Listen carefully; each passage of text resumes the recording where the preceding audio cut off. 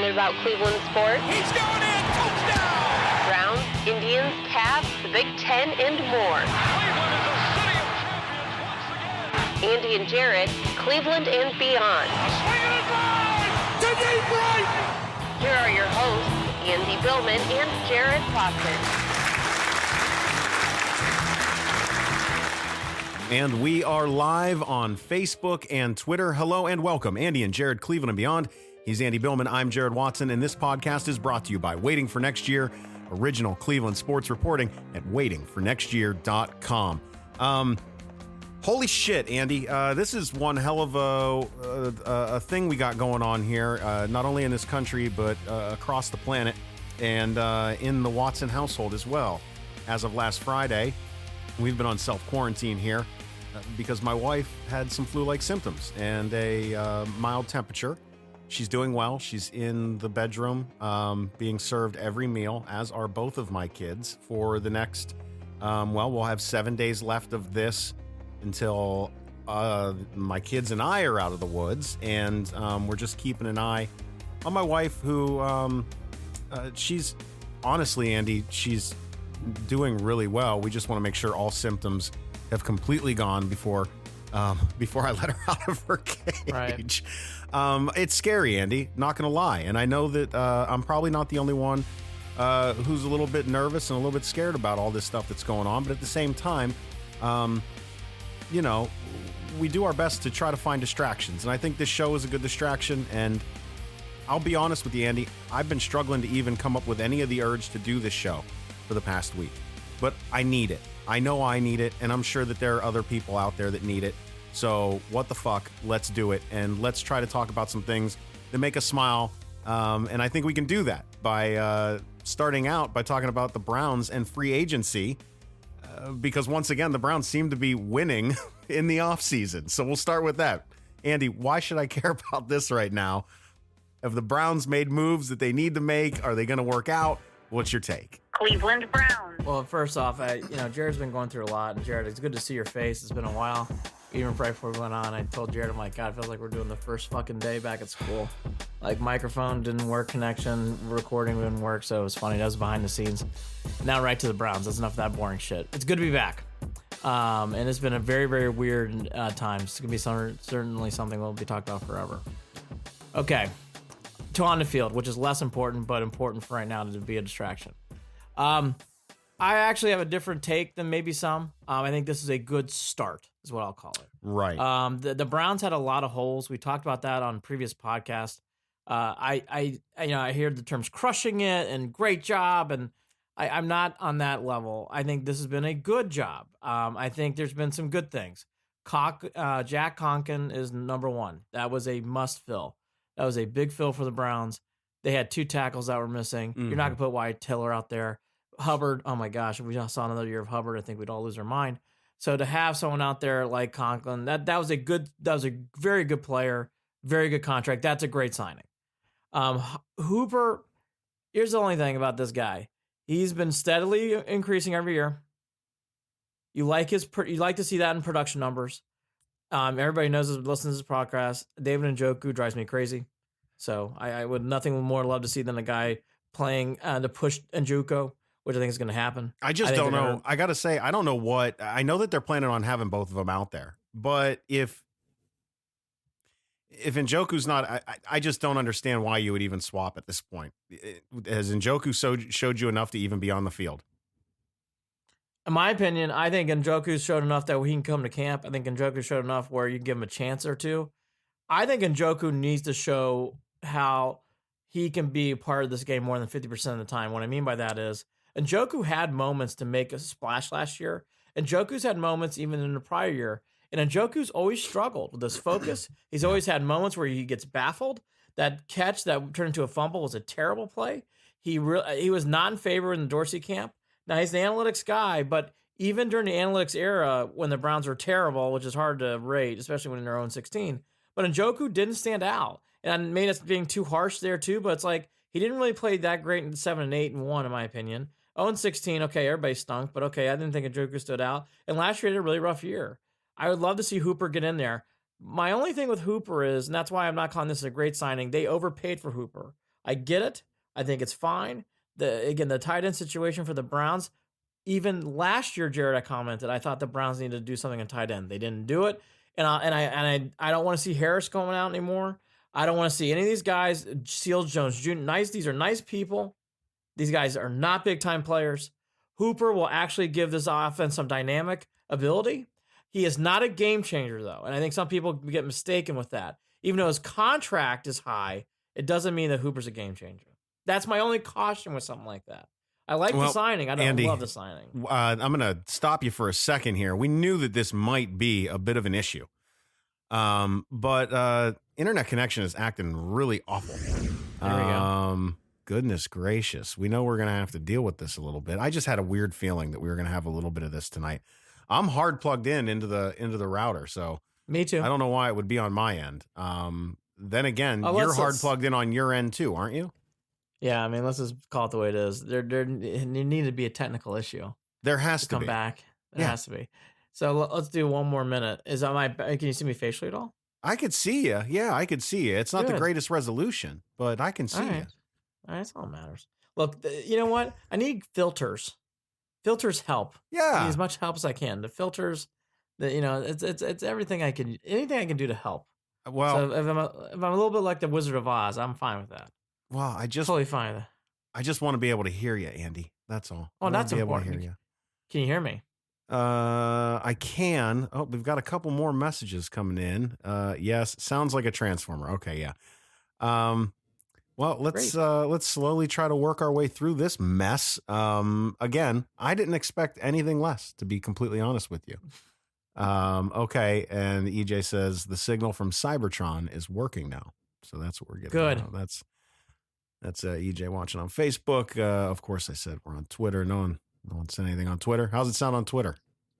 Oh, really? No one's watching on Twitter? Cool. Chirp, chirp, chirp, chirp. They're all watching Netflix. Who's causing the whole nation to slow down? Well, I'll tell you what. Why don't we give this a couple more minutes and we completely, ship bed this? Then we'll just record it from noon and then we'll post it. Again, Hooper is a good signing. He's not a game changer. I think he's been overhyped. Yeah. He's got a lot to prove. The one thing about Hooper that's nice is he's steadily improved each year. And when you have guys who steadily improve each year, that gives hope. And again, tight end situation for the Browns was lousy. There was no other really tight ends to pick up, so they overpaid to get a tight end. I totally get that. It makes sense. And then, the other guy in there that you don't want to see play, but it's now good safety is Case Keenum. If Case Keenum plays, I don't want to get into this. I can't believe I'm seeing discussion about him already. Case Keenum plays, we're in trouble. That's not what you want to see. No argument here. That you're already hearing enough where it's like, no. Case Keenum. Who's saying any of that? It's amazing when you dig deep into Browns fandom on social media. It's like, no. If you're watching this broadcast right now and you think Case Keenum has a chance at starting over Baker Mayfield, starting. Please acknowledge that and say this right now. Not starting, but challenging him. And even that, I'm like, no. It's not going to challenge him. He is a safety net in case of injury. That's what he is. And if he plays big minutes because of play on the field from 6, then the season's been a terrible. We are going backwards again. I caught we are going backwards again. That's good.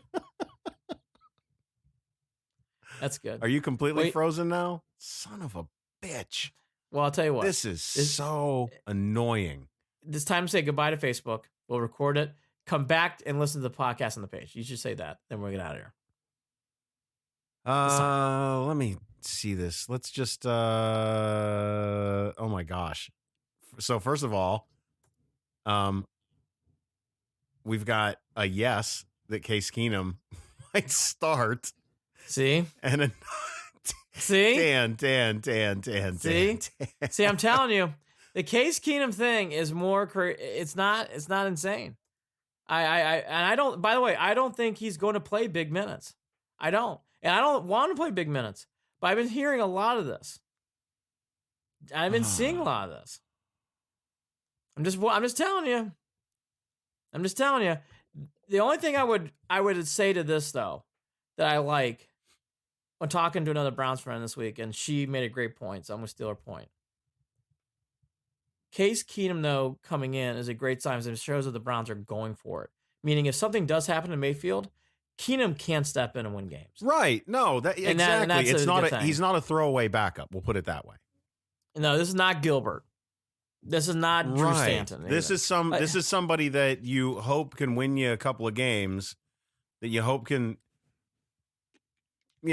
gut it out with the team and win a few games if something were to happen with Baker. I get that. He's he's a Mason Rudolph of sorts. Well, again, it's this simple. It's this simple. If he's playing, well, he's not even Mason Rudolph. He's better than Mason Rudolph. Because Case Keenum almost led the Vikings to the Super Bowl. I was just throwing a name out there. But I like that. But here's the thing. You cannot hope for more than him stepping in because Baker needs to take a step back because of injury, which, again, that's bad. Case Keenum, to me, playing is not good. Not good. It's not what you want to see.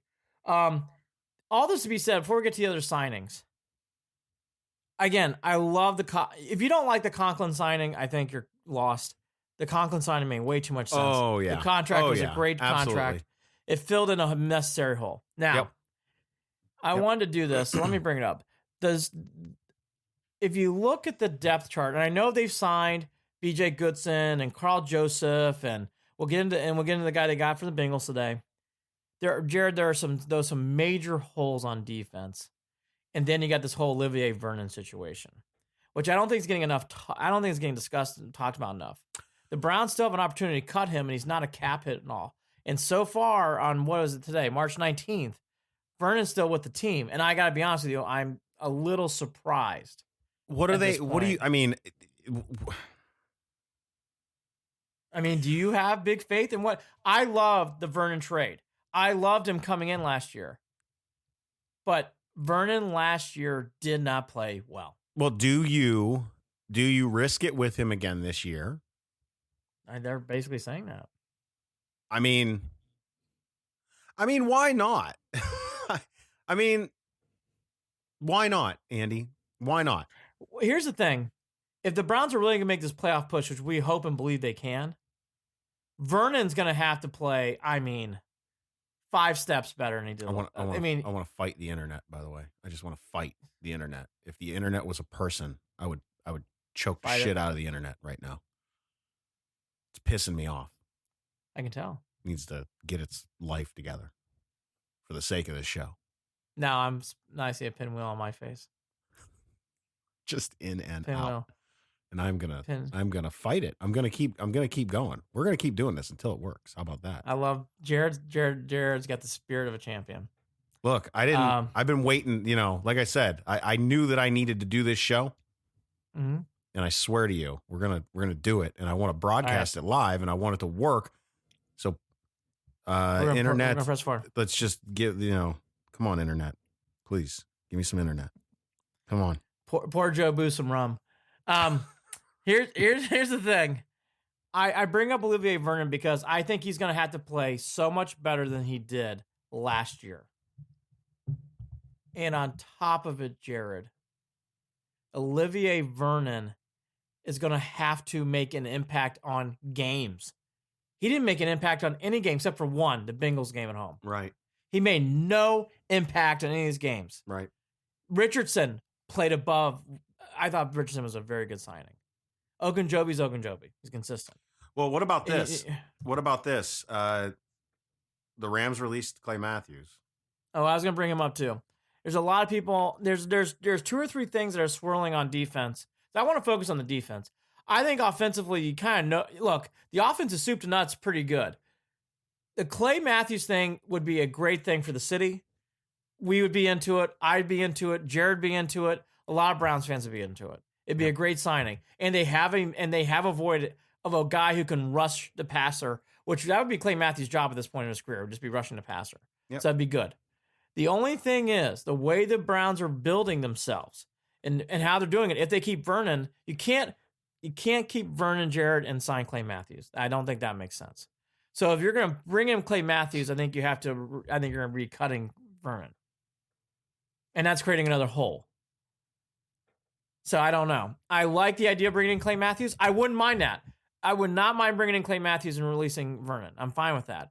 And I'm not saying that he's replaying the same position Vernon is. That's not what I'm saying. I'm just saying the money you're going to have to pay Clay Matthews is going to be too much to keep both. You can't have both on your team. Do you keep Vernon or sign Matthews?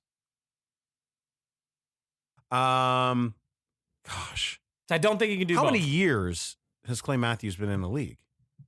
I think it's like he's in the double digits. Is it really that many now? Mm-hmm. So what are you signing him for? A 1 year? A 1 year deal. But again, I think the Browns still have other moves to make. What kind of money does Clay Matthews bring at this point? I think 9 or 10 million. Oh gosh. I mean the Browns. It's 1 year, and let's put it this way: if the Browns want to spend it for 1 year, go for it. And I think you can keep them both. How about this? Let's throw in another wrench because this guy got released today. Would you bring in Jadeveon Clowney?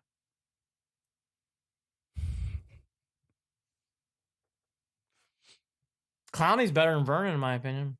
And you're paying him just as much. The bringing Clowney is going to be just as much money as you're paying Vernon right now. Are you still tempted by the idea of having edge rushers on both sides? Yes, you got to. That's what it's a must. It's a must. The Browns' cornerbacks and secondary is very weak. The safety position for this team still needs a lot of work to be done. It's basically Redwine and this guy Joseph. I'll read you the names. It's not good. Yeah, go ahead. Read the names as the internet breaks up again. Did it really? It did a little bit. That's cool. All right.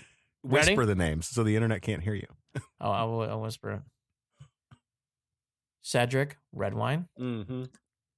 JT Schwedrich is how I say his name, by the way. JT Hassel.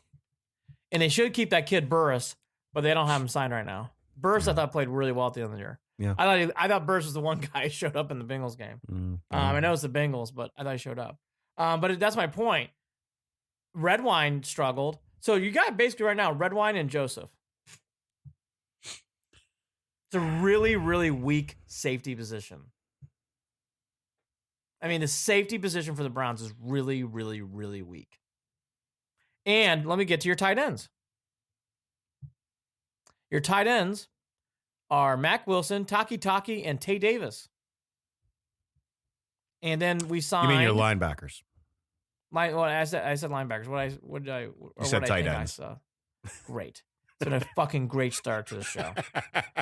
I'm gonna drink a massive amount of wine after the show's done. Hey, dude, whatever, man. It's all good. We're just winging it, bro. We're just winging it. Who cares? BJ Goodson, who's a good run stuffer, who actually had better stats than our man Joe Schobert, which is interesting. Which, by the way, Joe Schobert. Let's just say this real quickly. I put him on rundown. Okay, he had a good we'll interview on KNR. we'll hold off. I didn't see. He's a great guy. He's a great guy. Yeah.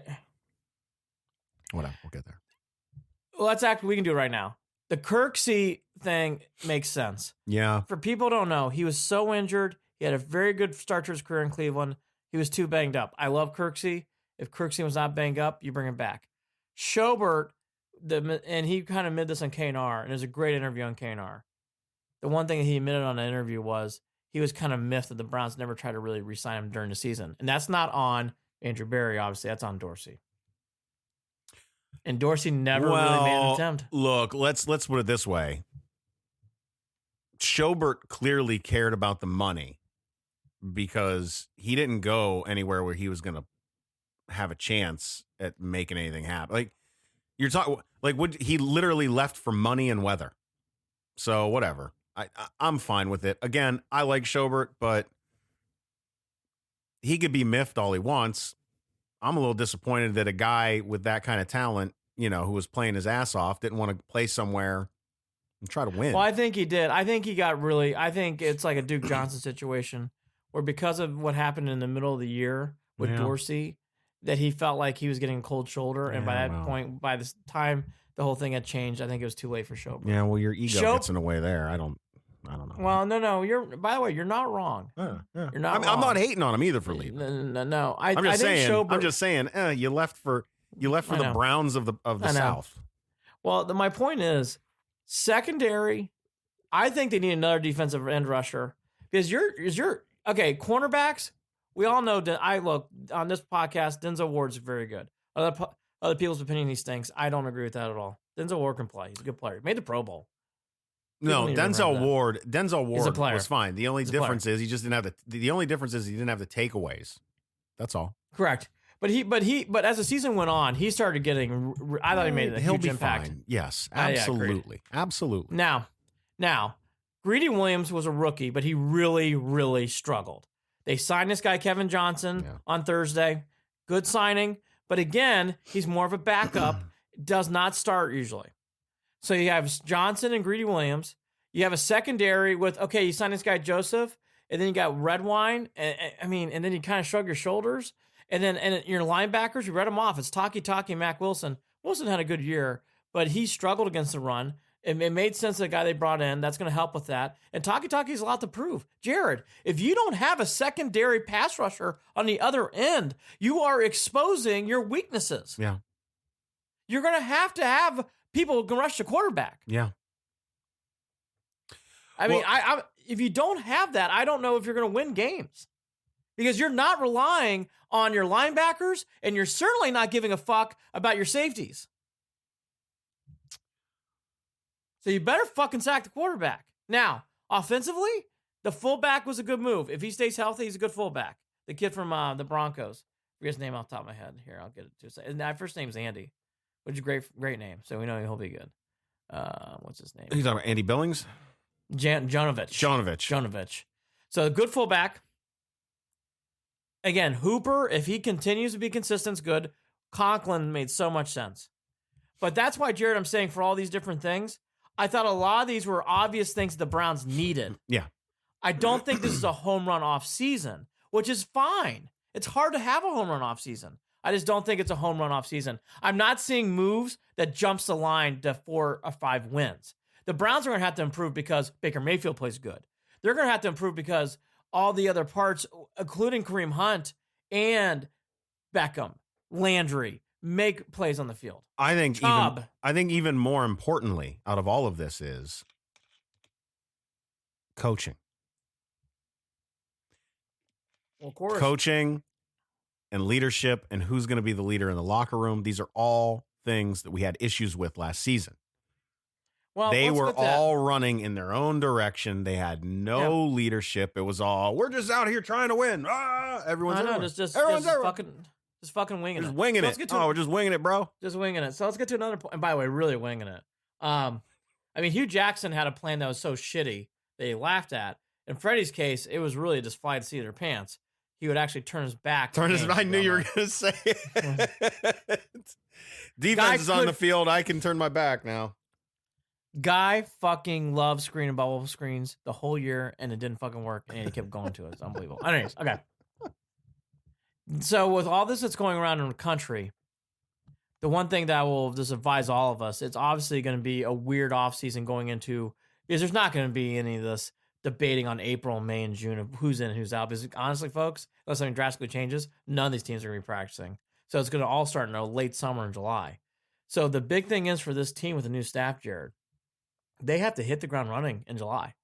I mean, hard. I mean, they'll be able to communicate. They're going to be able to do things, but they are not going to get to the start that they want at the end of the draft, getting people in and going through the motions. That's not going to happen here. Unless this whole situation with the coronavirus drastically changes. So the Browns, new staff, it's all great.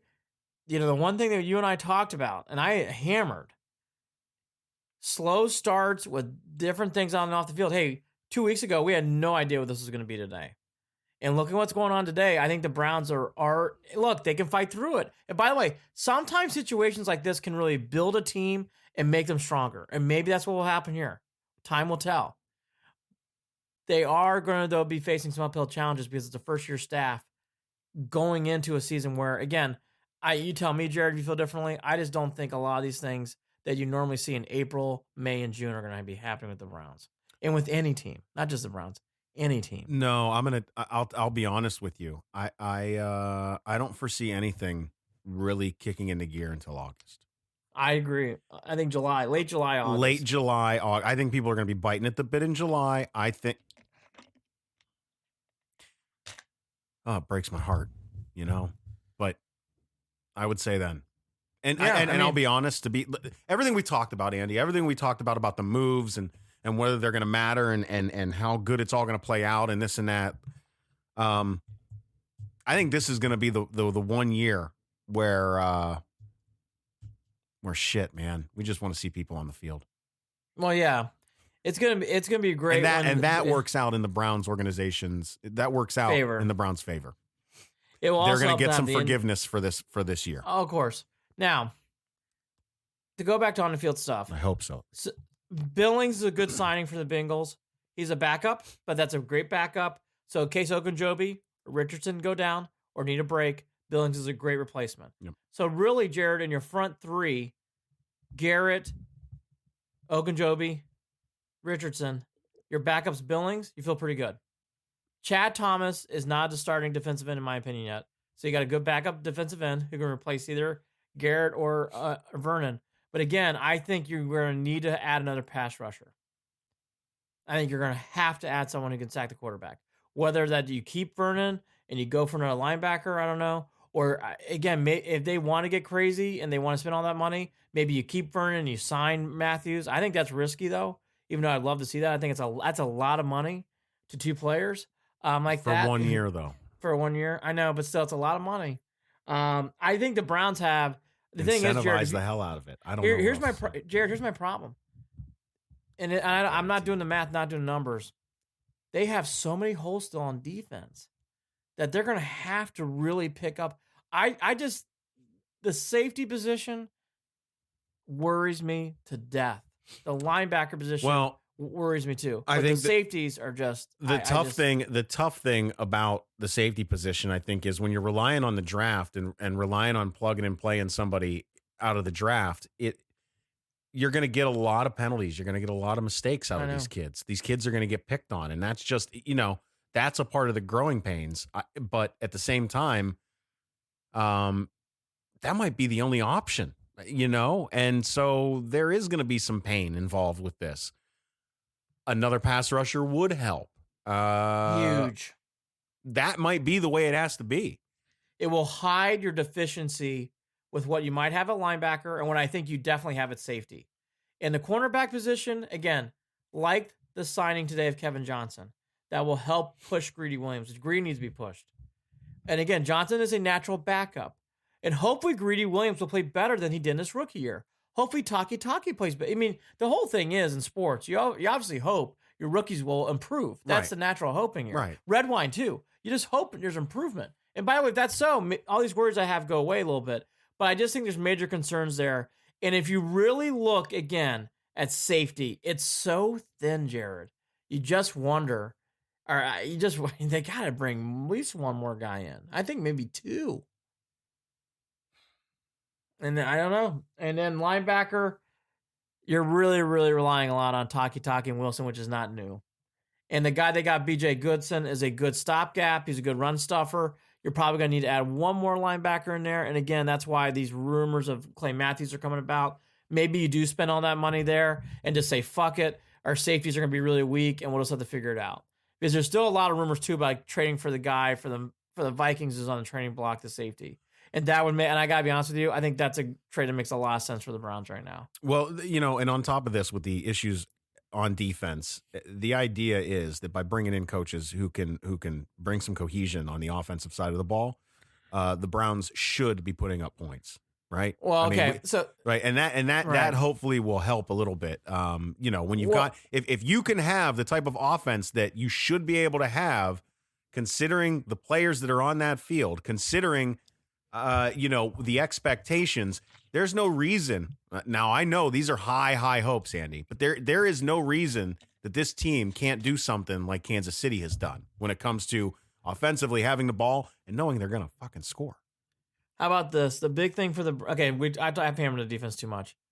The offense, if you hand the ball off to Nick Chubb and let him lead this team, and you allow your other players to come around with your talent. The Browns have a ton of weapons, and Jack Conklin does solve a big problem. And a fullback and 2 tight ends right. And Njoku makes me nervous still, but okay. I know. Well, let's just say we're just saying hypothetically it all works out. You've got 2 tight ends. But I'm not dumb. On third down, if you run Kareem Hunt out there, the tight end position's wide open or Kareem Hunt's wide open. And Kareem Hunt open in space is dangerous. Now, we got to remind ourselves, Kareem Hunt is not signed. He is not on the team yet. He's a restricted free agent. He's a second-round tender. So if someone signs him, the Browns get a second-round pick back. I don't think anyone's going to touch him. No, I don't think so either. I think the Browns need to sign him.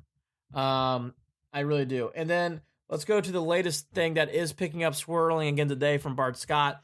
Bart Scott announced today on a radio show, this is on Thursday, that he really thinks OBJ is going to be traded. His quote is, quote, "Just know you heard it here first. I'm telling you right now, Odell Beckham is on the trading block, and it's real right now," end quote.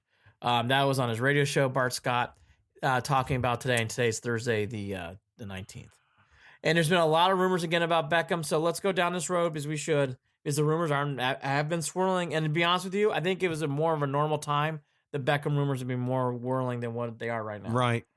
So, again, you've heard this on this podcast, but let's beat the drum again. If you want to trade Beckham, fine, whatever. But realize your wide receiver position is really, really, really thin. If you trade Beckham, I don't know what you can actually expect out of Landry at that point. Well, Landry's going to be everything, and now you're really, really putting pressure on the guy. Again, you're tied in, which is going to be Hooper, and you're really, I mean, look, Damian Ratley, Kadriel Hodge. Just stop. Are we getting excited about Tywan Taylor running routes? Listen, there's no reason. I got to be honest with you. You got to sit on this. You cannot trade him this year. You just cannot do it. I'm you not can't do it. Like, why would you? I just don't know why I'm you with do you. it. I don't want to go on a long rant. It's simple to what you said. Odell Beckham needs to stay. Now, if you trade him, I'm telling you right now, here's your 2 things you got to get back. And none of this is fucking draft picks yet. I don't want to fucking hear about draft picks. You got to get a serviceable wide receiver and a hopefully left tackle. I don't want draft. If I hear about draft picks, I want to vomit. I want a serviceable wide receiver. What does and or analytics left say? Tackle. What? What does analytics say? Oh no! If we fucking get draft picks, What does analytics say? Oh my god! So Bart Scott said that I would give keep me them your eye on draft picks, them. baby. And then we'll trade down. I will repeat what I just said. If this was a normal cycle of in our world, I think the Beckham rumors would be a lot more loud. Yeah. But because of the coronavirus and because of everybody else that's going on in the world, this has not gotten as much attention. Reading the stuff I'm reading today and hearing Bart Scott, I do think there's something to this. I don't think he'll be traded, but I do think there's something to this. I think it's a terrible idea, but okay. Oh, don't trade him. You can't. And again, if you trade him, and you do not get any kind of wide receiver back, you're relying a lot on, you better sign Hunt, because it's going to be Hunt, Hooper, Chubb, Landry, and then my favorite guy, Ratley, who sucks. Stinks. You do that. I don't know. I mean, not to say, obviously him and Baker were off all season last year, but you're putting Baker in another shitty situation. I gotta think. keep Beckham. So let's say this too. We talk about signing Hunt. There's no guarantee Hunt stays out of trouble. I know. Just not.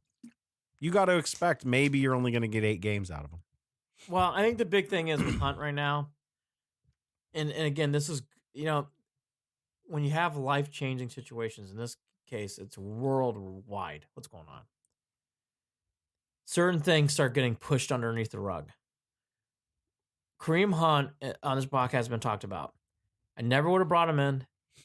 I thought what happened in the offseason in this past winter was not good at all. Right. All that to be said,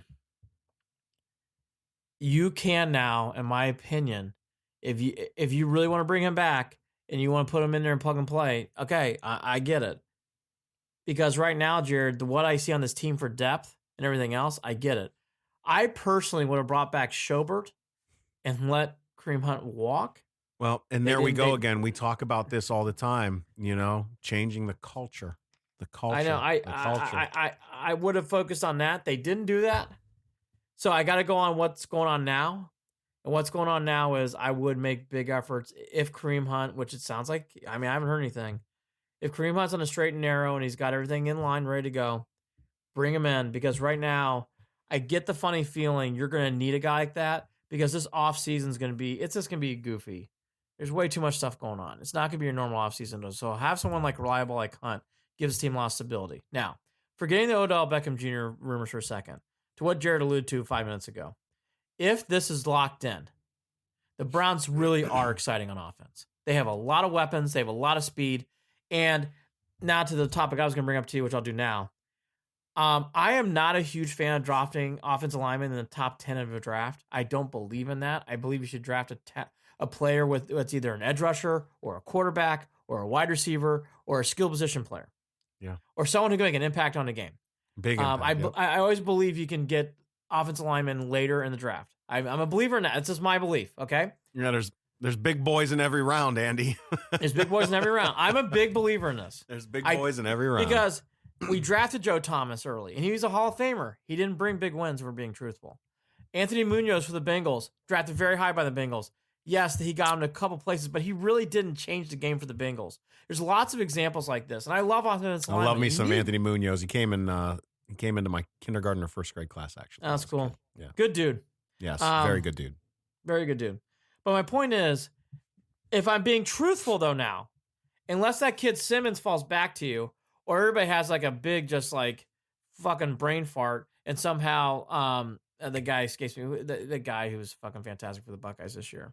If Chase Young, but none of those things are going to happen. The Browns are really set up to draft Jared, an offensive lineman, and a tackle.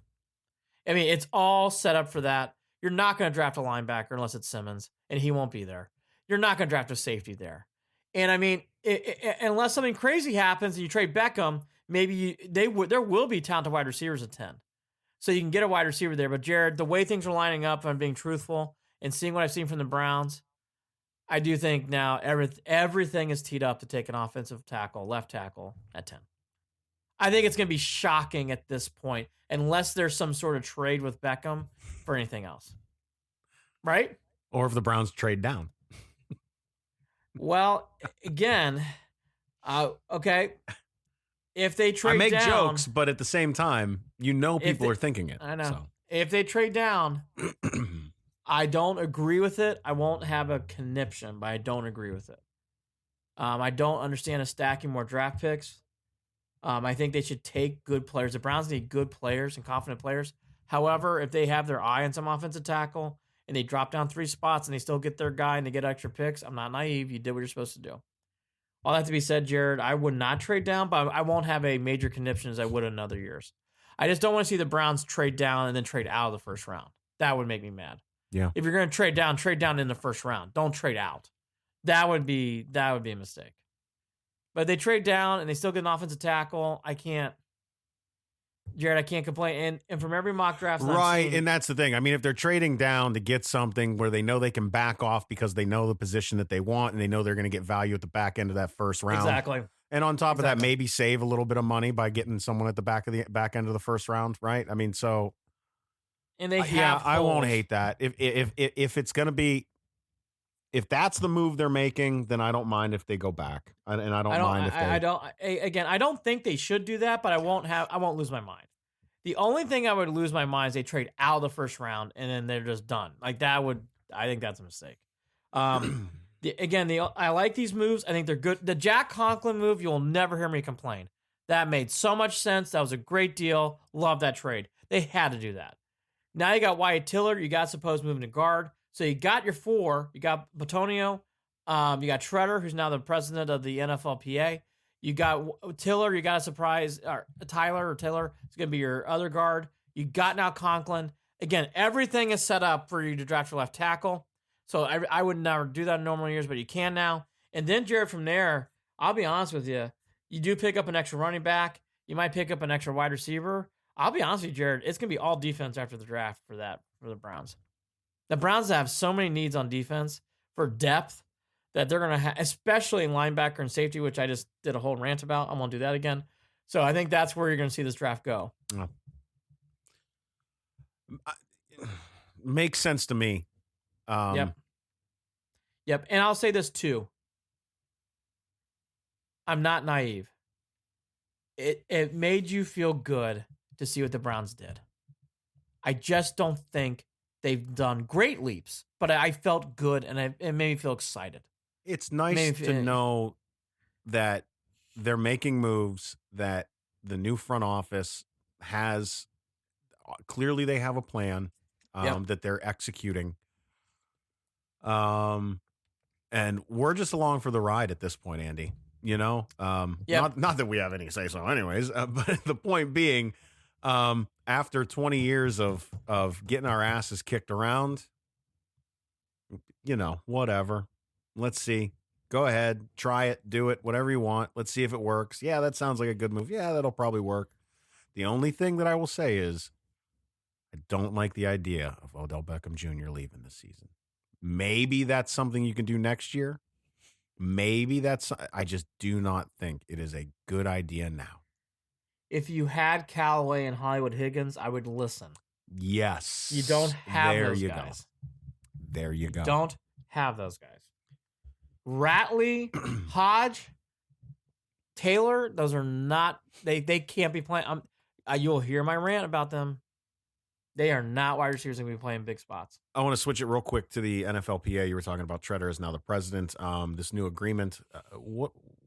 There were players that were, am I wrong? Players were pissed off about it. Players didn't like it. I think there's three big stories that came out of this. Let's do the fans' perspective. I'll get to the players last. 17 games.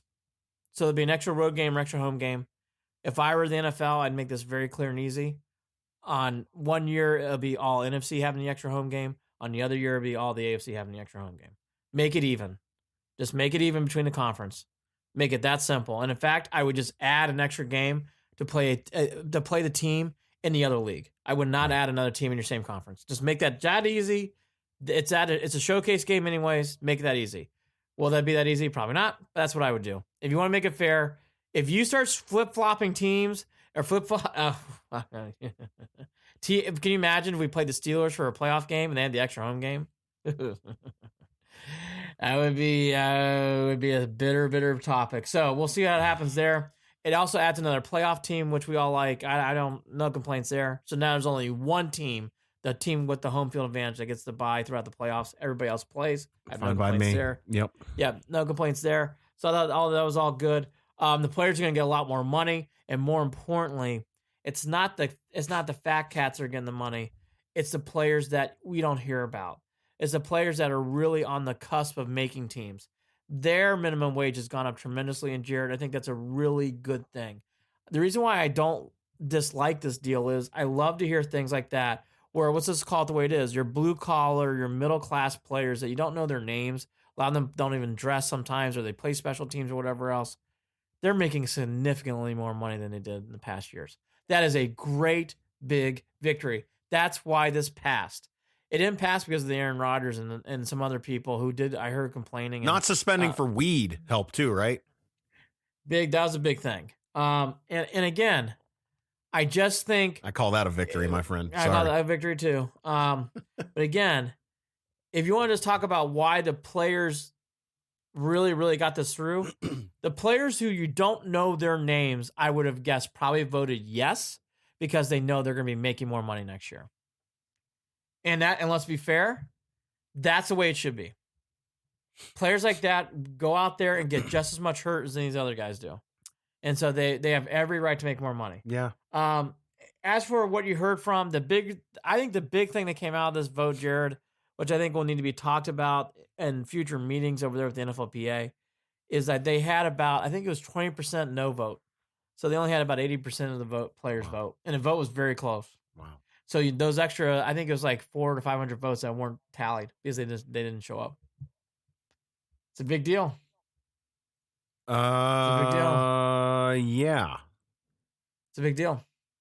And you don't know So, what that's going to mean for the future. But it's significant. It's significant. But I like them as a fan. Hey, an extra team in the playoffs, a 17th regular season game. I'll be honest with you. When we did this podcast last year, I thought the preseason was so brutal. You don't need these preseason games anymore. 3 is perfect. It's all you need. It gets you in. It gets you out. Now it's easy peasy.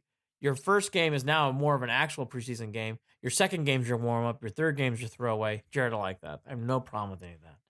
This 4th preseason game was a joke. It was a joke. And if third preseason game will become a joke, fine. But at least you only got 3 of them and not 4. Well, you're just dragging out too, right? You're dragging it out. And by the way, we talked about this. Spring training, NBA preseason specifically, but NFL preseason, these things mean nothing. Nothing. The front 4 for the Browns looked unstoppable against the Buccaneers. Preseason game. It meant fucking dog shit. I don't want to get fucking hear about tweets about that shit next year. Yeah. By the way, I didn't get hooked and you didn't get hooked, but there were many other people got hooked. Preseason is just preseason. That's all it is.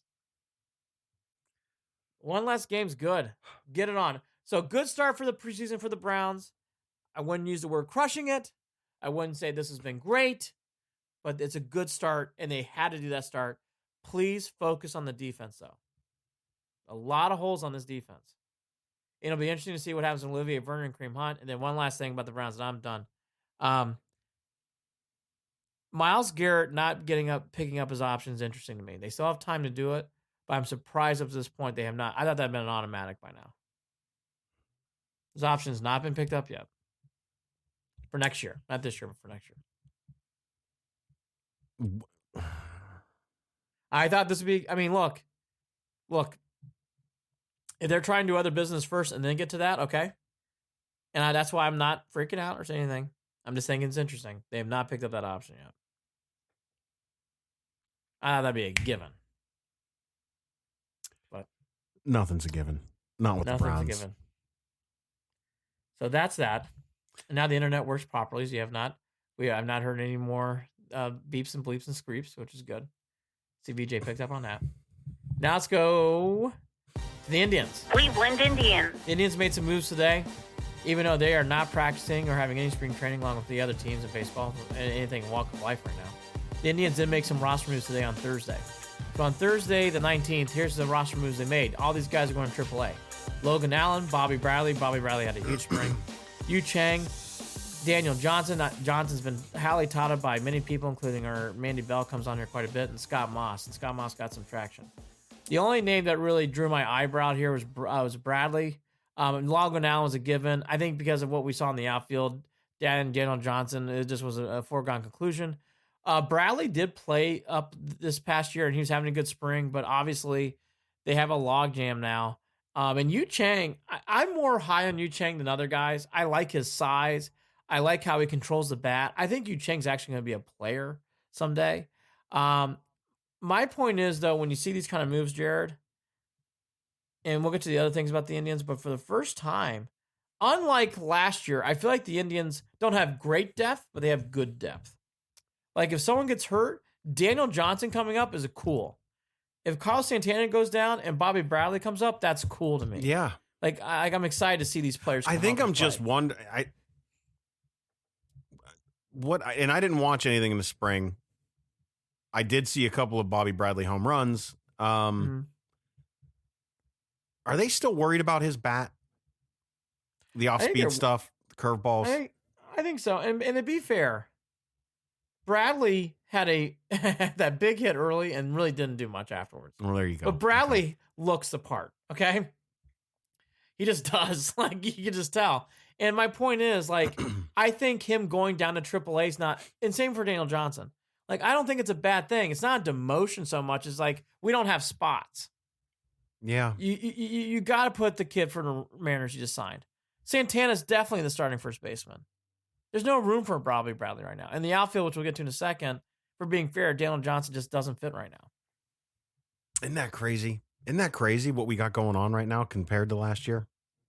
It's night and day. But Again, and it's so weird because people are down on the Indians this year, and they weren't last year.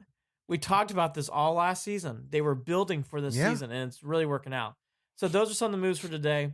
Here's some things to watch. All these things you can read on Mandy Bell. I suggest reading her. She's very good at giving you day-to-day details of what's going on the team. And she's done a lot of articles in the past 48 to 72 hours. So some of these articles are not stale. These are brand new things that came out, including those drops today. Okay, for starting pitching, Bieber, Clevenger, Carrasco. Because of the time off, Carrasco and Clevenger might be ready by the time they start playing now. Tough to tell. You don't want to say, but it gives them some hope there. And Carrasco especially. Carrasco had another ding and dent, but now you're going to have extra time to get ready, so maybe they'll be ready to go. Plutko sounds like he'll be in there, which leaves Savali and Plesac. The Indians starting, look, we've talked about this at length. They have which is good. They have starting pitching ready to go. It just sounds like Plutko keeps growing. You can tell they really think Plutko has really improved again. I think that's where the bad opinions about the Indians are this year is that I don't think enough people recognize the talent that is in that rotation. That is the issue that stands out in my opinion. Well, there's a great article today, or is it the other day, that came out on Bieber and teams talking about how they really respect him. And if you're being fair, if we're in Cleveland, a lot of people think Clevenger's the ace. In this case, a lot of people nationally think it's Bieber. I think it's Bieber. We've talked about this. It is Bieber. I think it's Bieber too. I think Bieber's got a real chance to have a real special year, and Clevenger. And if Carrasco can stay healthy, but even if Carrasco can't stay healthy, Plutko, Savali, and Plesac, we saw that last year. It's fine. I'm telling you, it's fine. And Plutko, if he improves again this year, Plutko, in fairness, really struggled in 18, made improvements by September of last year. And it sounds like he's playing, when he did play in spring training, was having a nice start to the year. If Plutko continues to improve, Jared, what's Savali and Plesac? We said this, but it's got to be repeated. They have a good natural 6. And we all know you only go with 5. And Jeffrey Rodriguez is not mentioned. And Jeffrey really struggled this spring. But Jeffrey's not mentioned in this thing. Neither's McKenzie, who's still coming off arm stuff. And by the way, there's another. The Indians have so much pitching, it just comes out of their ears. So the pitching's fine. Which is so awesome because the Indians, in my mind, could average a half a run more, maybe a half to 0.7 more runs a game this season than they did last year. So here's things to watch. And again, all this is according to Mandy Bell, and I agree with her opinions, but let's talk about them. The utility race between Freeman and Christian Arroyo. I actually, and I know the Indians probably think the same way. As the season went on, I really appreciated Mike Freeman more. Yeah. I think Mike Freeman's a good utility guy. He's not a starter, but gosh, I will tell you, he had big hits against the Yankees last year and the home series. He played well in late games in August too. He had a big series against the Twins when they played in Minneapolis. I just think Freeman's a good utility guy. I know Christian Arroyo is more of a name, but I like Freeman there. But that's one race to watch. And then the outfield's the other one. Oscar Mercado's, forget that. Center field's locked. Franmil Reyes has locked one of the other spots. And that's not a surprise anyways. We all knew that. So you got Luplow whenever Naquin comes back, which Naquin should be ready to go. And you got DeShields at some point too. So I think that's your outfield, which isn't terrible. Isn't best outfield, but isn't terrible. And I think the one name that she mentioned here, which I do think, I don't want to do too much right now. Jake Bauers is still struggling. He did not have the best of springs. I'm starting to resign, Jared. Let's see what happens. Maybe this month you or two might off be, will help him. but the Indians haven't. No, they're trying, but Jared, are you really going to sit down Delino DeShields for Bauers? No. Are you going to play Naquin above Bauers? Yes, you have to. Beyond all of this, too, as we talk about this and we talk about the depth, something that stood out again with the Indians last season, besides the injuries and the already, ragtag outfield that they had early in the season, all of that, is that the Indians that ran out of gas at the end of the season last year when they needed wins to try to get in. And you know what? That's another difference for this season is that they will have, as you know, fingers crossed, barring injury issues, the depth is there to help them carry energy-wise for 162. That is another thing that we should be paying attention to. The Indians, like everybody else this year, let's just predict. I think they're going to lose some games, right? And and I was just going to say that too. Not that they even need the energy, possibly, right? Because. But I do think a hotter start would have been more important, anyways. But now the importance is not just there because of vibe and feeling, but actual numbers. If you lose games, you're going to have to play well coming out of the gate. And because I did this the other night, if you look at the Indians' early schedule, they play a lot of Red Sox. They play the Yankees on the road. Yeah. So if those games go away, the Indians are going to be losing games that they were going to play against tough teams on the road. They were going to play on Patriots Day against the Red Sox in Boston. They did have to follow up a week later in New York. Those are the games that are in early April, late April. So if those games go away, which they might, those are games that are going to help the Indians. They're going to go away. Let's just say I think they are too. Let's be realistic about this. I think that that's been a problem for a lot of people, was being realistic about this. Right. And if we're being realistic and we're not overthinking it, April is just not going to be a go. So May won't be a go. June. So we're talking July. To what Jared's saying, I'm not sure about June and July, but let's keep it at April, because the outdoor situation, I don't know how that implicates. Right. We'll get to the NBA I know. last. Yeah. Because the NBA is a very, very different story. Well, in the NBA, and the NBA is, thank God they canceled the season when they did. We're going to get to that last. Yeah. But the Indians need to get off to a hot start. So, again, just to recap, there's not a lot to talk about, obviously. It's the Indians and no one playing in baseball, but roster moves today. Bieber, Carrasco, Clevenger. Sounds like Plucko's going to be your 4 with Savali and Plesac. The utility race is interesting between Mike Freeman and Christian Arroyo. And then your outfield seems to be pretty much locked. The only thing is, will Jake Bauers make the team? The one other guy that's been brought up a lot that I wanted to bring up is this guy, Anthony Gose. Yeah. It came in as an outfielder. He's been throwing 100 miles per hour. The Indians did not make him one of the guys today who are moving down. Anthony has a chance to make this team. And I'm excited about it. And to pitch. This is an outfielder. To pitch. He's got I'll tell you what, he's got a closer name. Yes, he does. And he throws. Yeah, he really does. So keep your eye on that name. He's throwing a 100-mile-an-hour fastball. Yeah. And he's got a name like a closer. Oh, yeah. Yeah, keep your eye on that name. This will also help, too, with the Clase injury, because now he's going to get time back. And, we mentioned Reyes already, but for people who don't know, Reyes had a fantastic spring. The other guy who appeared in a lot of headlines outside of Bradley was Karinchak. Everybody loves Karinchak. That kid's going to be stud. Star. I'm going to get his jersey. So that's the Indians. To be fair, even when we do the next podcast, I don't think anything's going to change the Indians. So that's it for the Indians probably for a little bit, unless some things come down the pike with the other thing else. All right, let's hit on the NBA and then basketball in general. I don't think there's much to talk about the Cavs because their season's on pause.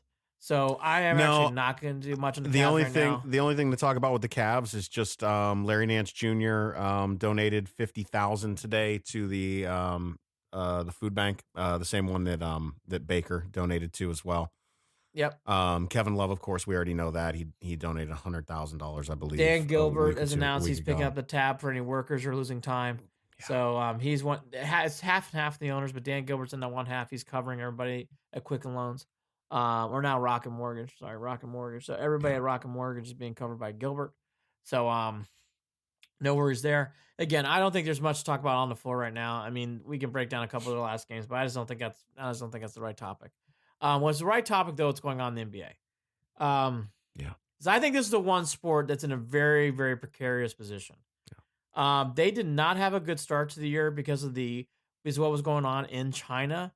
Not what was going on with the actual virus itself, but what was going on with the contract negotiations and with them pulling cable deals and with GMs getting into messes with what's going on in China. That cost the NBA some money, and now what's going on with the coronavirus, which is costing everyone money, including Jared and I, myself, and everybody out there. Now you're really going into a situation with the NBA where, Jared, I actually think the NBA could be in some little bit of trouble here. You can take a ding if you say, hey, you know what? We'll get through this. We're not going to get any cable money this year from the Chinese. We'll be able to play through that. We'll be able to figure things out. I think that'd be fine in a normal year. But Jared, to have to go through something like that in an early fall that played throughout the whole year, they didn't get any of that money from China, which you were counting on, and now you're dealing with this on the back end. The NBA has lost quite a bit of money, and not just because of the coronavirus. And this was a cash-heavy, rich league only a year ago. I think the NBA, I was not surprised Adam Silver gave a state of address on ESPN SportsCenter with Rachel Nichols yesterday.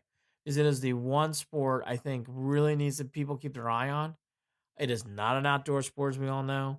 And because of that, and because we all have learned about this virus, if you are not allowed to, if air can't come in and out naturally, even if you have vents and everything else, the thought of, it just seems like, Jared, we're not scientists, we're not doctors, we're not everything else, but just natural thinking. If everybody's indoors, it just seems like it might be easier to catch this virus. Well, we already know that this is a league where, and I don't want to get into yes, let's just say this. Yes, it pisses me off that rich people and that athletes and that celebrities can get access to the tests that you and I cannot get access to, that my wife couldn't get access to last Friday when she needed one, right? That does piss me off, and I'll leave that at that. But what we are learning is this virus has spread throughout the NBA a little bit more than I think anyone had expected. The Lakers announced that they have 2 players now who have it, and we don't know who those players are. This is something that is going to reverberate through the NBA for the next year and a half, the next 2 years. It's going to change contracts. It's going to change, what we've talked about, Andy, the idea of who's going to sign and how much they're going to get, right? Those players that otherwise would have gotten the 20 mil easy or whatever the max is going to be easy. Those max players now, there aren't going to be max players like that.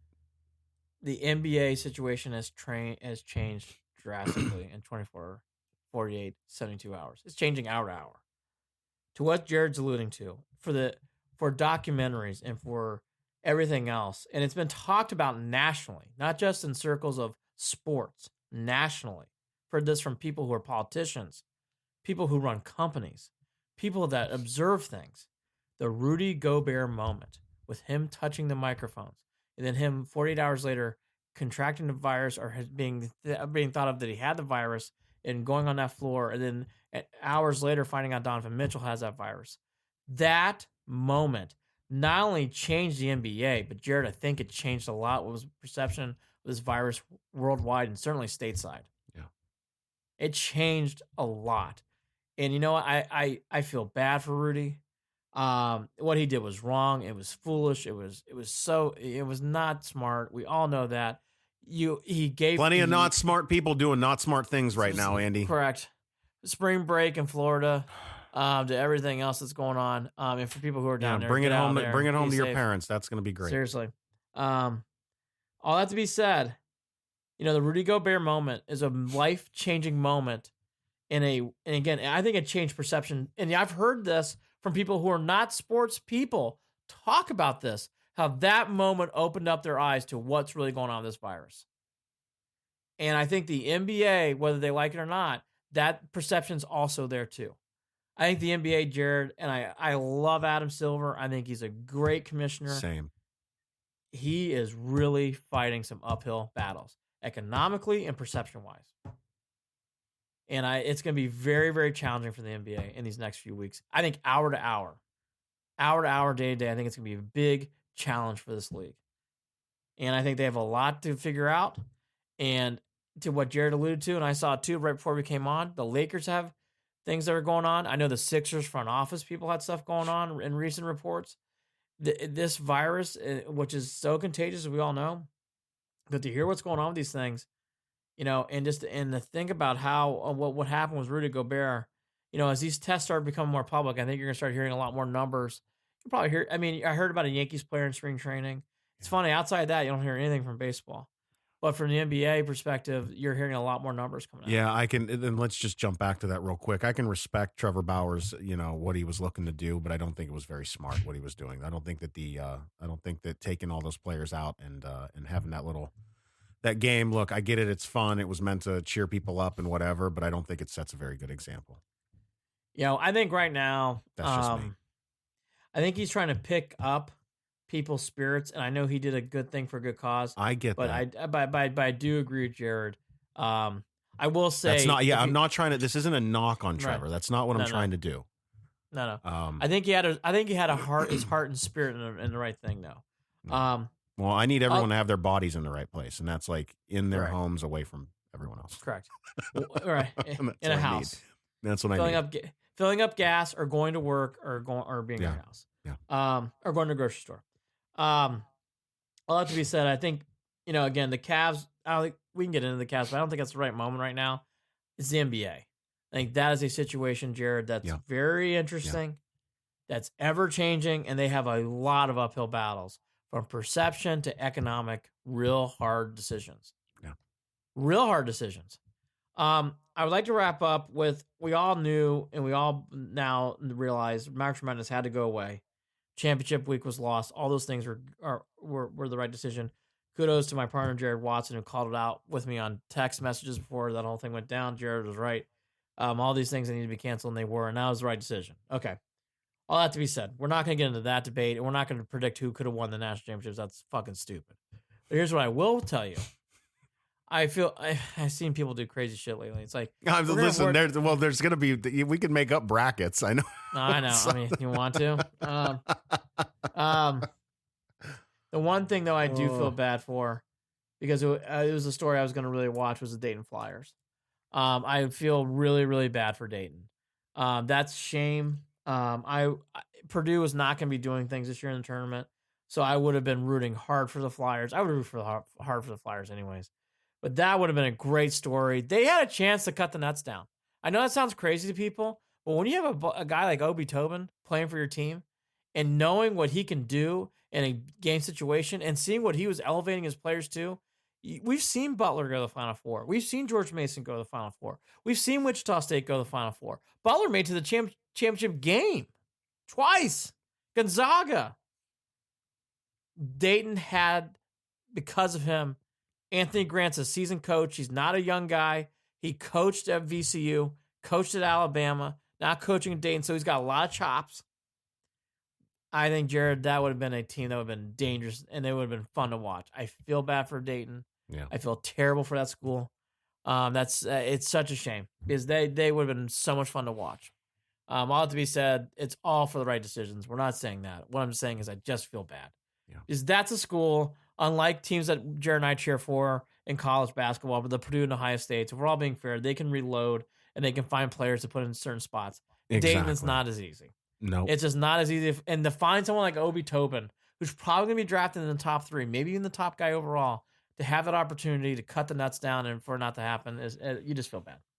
And you feel bad for every kid out there that was going to play their final game. They were going to play their final tournament. They were going to, all of those things. And I understand it, Andy. I understand all the heartache that those kids probably have because they're not getting to do those things that they had dreamed of doing as they were growing up as a kid playing these sports to begin with. But I will tell you this: you might not be able to get that moment back, but I'd much rather all of them have moments throughout the rest of their lives that they're going to be proud of. And that is something that you can't guarantee, but you can try to help make happen just by canceling these things and keeping people safe. And to be fair, the majority of the players felt the way Jared just spoke. The minority were the players who wanted to play. Most players did not want to play. If they wanted to play, it's because they don't understand it. Correct. And by the way, they don't want to not play because they don't want to be safe. They want to play because they're competitive and they want to win. Yeah. And that's why these things are hard. There's that too. Yeah. And that's why you understand. All right. I hope everybody stays safe out there. Here's a couple things I will throw out there. We've all been doing it. I think Schitt's Creek on Netflix is wonderful. I would give that a big thumbs up. I got a suggestion from 3 episodes left. Oh my God, what a fucking brilliant show. And the new season. I haven't watched any of the new season, obviously. Okay, I am only in season 1 and it's brilliant. Oh, it's dude, it gets better. And by the way, it gets smarter and more heartfelt. So yes, I already started feeling that in that show. Yes, really, really, really. I mean, really well done show. Yes, wife and I were blown away. Hooked. Yeah, just a young lady friend named Robin hooked me up, and she was absolutely right. It's a wonderful show. Yeah. That's one suggestion. The other thing I would just tell people at this time, it's very stressful and it's very hard. So you know what? The one thing I guess I can tell you is that I've learned in these situations is I really tried to spend as much time with my kids as possible, playing games, doing certain things like that. And my God, do I go crazy after playing the third fucking game of Guess Who in a row? Yes, I do. Do I get tired of playing Monopoly Junior? Monopoly round and round and round, I do. Yes, I do. But I will say I found moments in that have brought me smiles and joy. And that's what I've been trying to use this time for. I know Jared and I are still working, and there's many other people that do. For people that aren't, let me just tell you how sympathetic I am to you. I watch the stock market daily, and it's very, very scary with what's going on in numbers. I mean, the virus alone is scary. Economically, though, I think it's even economically. We'll come back from this, Andy. We'll come back from it. You just got to give it time. We'll be okay. Everything will be okay. But my thing I was going to tell you is I'm glad we did this today. I will applaud the NFL. These are moves that have nothing to do with travel or getting in groups and getting in packs. I am glad they kept the free agent thing moving. I think it helped. I know it brought smiles to my face. We didn't even get into Tom Brady. We didn't even get into some of the other things that have been going on, but these things have been nice distractions and we needed it. And so I applaud the NFL. I know they got a lot of beef from people at times, but I thought it was the right move. And I'm glad they did it because none of these movements, none of these things had anything to do with interaction with people or people traveling. So it was good to see. Any other show recommendations? If no one's watched Mad Men, I would watch Mad Men right now. I would pop that thing in. I think Mad Men's a wonderful show. The Crown on Love The Crown. The Crown is great. A great show. Season 3 was fucking great. When they interviewed Haven't gotten there yet. Prince Charles is a hidden gem. Season 3 is a little slow until show 4, and then it just it's a wonderful. Oh my God. Yeah, I love The Crown. I was worried that The Crown wasn't going to be as good starting with the new queen, but I actually dig it a lot. And the woman who plays the queen was in a show that I fell in love with called Broadchurch, and I'll recommend that one too. At least the first season. I haven't watched the seasons that have come afterwards, but Broadchurch was another good one. Sharp Objects on HBO with Amy Adams is incredible. One solid season. I have no idea if they're going to do another one, but that is great. And if you just want to laugh at some shit, what's the one with the Canadians? Son of a bitch.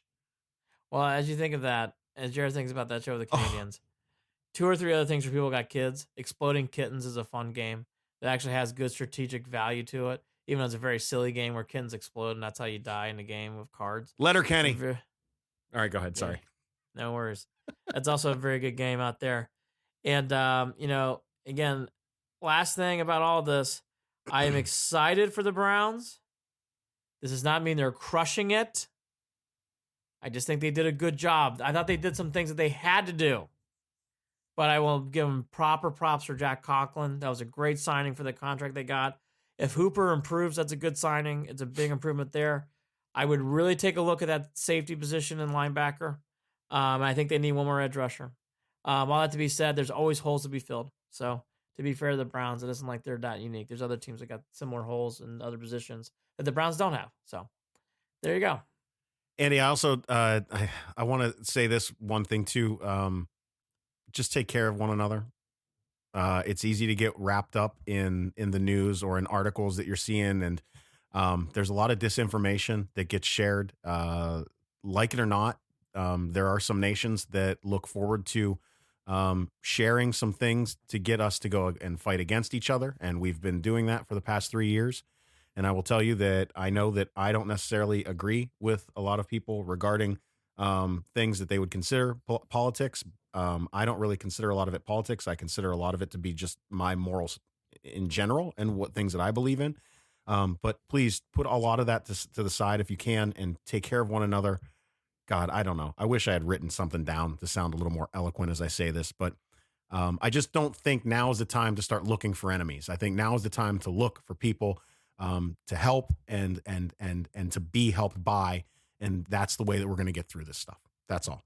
So be close to your family, and obviously to keep in contact is very important. I've learned that in the last few days. Keeping in contact with people is very important. Well, did the internet break up? No, it didn't. It got through. Yes. You're good. I'm choking a little bit over here as I'm trying to lock out the show. Well, we Make got, sure we got you emotional. follow us on Twitter. I have been emotional. Admittedly, Andy, over the past week, I've been very emotional. I've had emotional moments where I've been I know. angry I didn't and mean where to I've tease been you like sad and where I've been scared. I've had all of those emotions because it's not easy to try to hold a household together when you're on your It's own. hard. When you're on It's your hard. own and wanting to take care of everybody and cooking all the meals and putting, I rebuilt my dryer again for the second time. That was fun today. So, and I get to put in a garbage disposal this weekend. So, at the same time, those things are nice little distractions too. At any rate, follow us on Twitter at CLE and Beyond, at CLE and Beyond. Of course, you can also email us, Andy and Jarid at gmail.com, Andy and Jarid, Jarid at gmail.com. Listen to us wherever podcasts are available. They're pretty much everywhere at this point. I think I'm waiting on, I was wrong. We aren't on Alexa devices for some reason. I got to figure that out with the Echo. I had an issue with getting TuneIn to work correctly. At any rate, we are brought to you by Waiting for Next Year, original Cleveland sports reporting from waitingfornextyear.com.